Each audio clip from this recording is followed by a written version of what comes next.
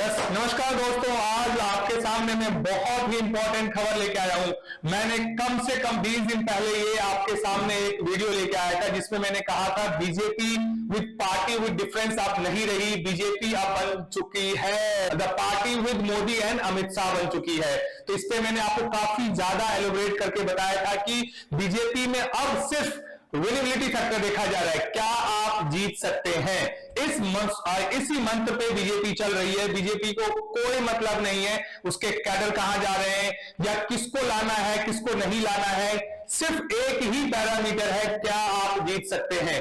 इसी जीत की जो भावना को हमारे एक बहुत ही प्रसिद्ध रिपोर्टर है या आप कह सकते हैं बहुत बड़े एक एडिटर हैं प्रदीप सिंह जी ने, इसको इसी मुद्दे पे उन्होंने अपने चैनल पे इसको व्याख्या करते बताया है, जो कि मैं आपको आपके सामने 20 दिन पहले ही प्रस्तुत कर चुका हूं। जिस तरह से भारतीय जनता पार्टी, कांग्रेस पार्टी और दूसरे दलों के नेताओं को शामिल कर रही है, एक विधायक हो, दो विधायक हो, एक सांसद हो, पूर्व सांसद हो, कोई इलाके का थोड़ा भी प्रभावशाली नेता हो, वो सब भारतीय जनता पार्टी में आ जाएं, इसकी कोशिश हो रही है। तो मैं यही कहना चाह रहा हूं कि आप सब्सक्राइबर मत देखिए, सब्सक्राइब करिए ना करिए, मगर मुद्दा जरूर देखिए, क्योंकि मुद्दा जो हमारा है वो एक बिल्कुल ऑनेस्ट ओपिनियन है। मैं किसी का विरोधी नहीं हूं, मगर जो सच है, सच बोलना हमारा एक फंडामेंटल, एक मौलिक अधिकार है जो हमारे कॉन्स्टिट्यूशन में प्रोटेक्टेड है और संविधान के द्वारा मिला गया है।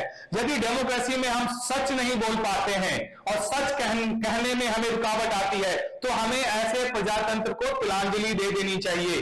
तो मैं आपके सामने बार बार उसी मुद्दे के लेके आता हूं। कई लोगों को हमसे नाखुश होंगे कि नहीं नहीं ये तो ऐसे बोल रहे हैं जी, मोदी विरोधी है जी।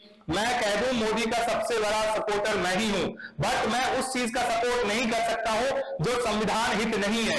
मैं मोदी जी को ही कोट कर रहा हूं। जब मोदी जी अपना प्राइम मिनिस्टरशिप का इलेक्शन लड़ रहे थे 2013 और 14 में जो कैंपेन कर रहे थे, तब उन्होंने एक इंडिया टीवी पे इंटरव्यू देते हुए कहा था, मेरा धर्म क्या है? संविधान। मेरे पास सबसे बड़ा ग्रंथ क्या है? संविधान। और मैं संविधान के मान के मैं अपने राजनीति और राज को आगे बढ़ाऊंगा, और उन्होंने उस चीज का पालन नहीं कर रहे हैं। आजकल वो व्यक्तिवादी हो गए हैं, व्यक्तिवाद को प्रमोट कर रहे हैं। मोदी जी की गारंटी, इसको भी मैंने बताया था, ये संविधान सम्मत नहीं है और संविधान के उचित नहीं है। तो ये सारी की सारी बातें मैंने आपको ऑलरेडी अपने वीडियोस में बता चुके हैं। आप लोग देखते नहीं है, प्लीज आप उसे देखें, आप उसको समझें, शब्द को गहराई में जाएं।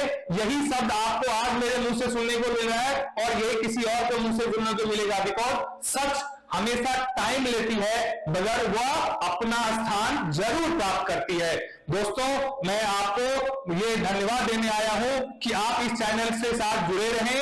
इसके मुद्दों के साथ आप सहमति हो चाहे ना हो, मगर इस मुद्दे को आप बिल्कुल ये लोकतांत्रिक व्यवस्था को बचाने के लिए इस मुद्दे को हम उठाते हैं और ये हमारा मुद्दा उठाना चाहिए, क्योंकि हमारा काम, यदि हम इस मुद्दे को नहीं उठाएंगे तो लोकतंत्र एक निर्जीव हो जाएगी। सजीव तभी रहेगी जब उसमें बात विवाद और कहने की ताकत बची रहती है, उसी को हम लोकतंत्र कहते हैं। तो आपको बिहार आफ्टर 1947 के साथ जुड़ने के लिए बहुत बहुत धन्यवाद।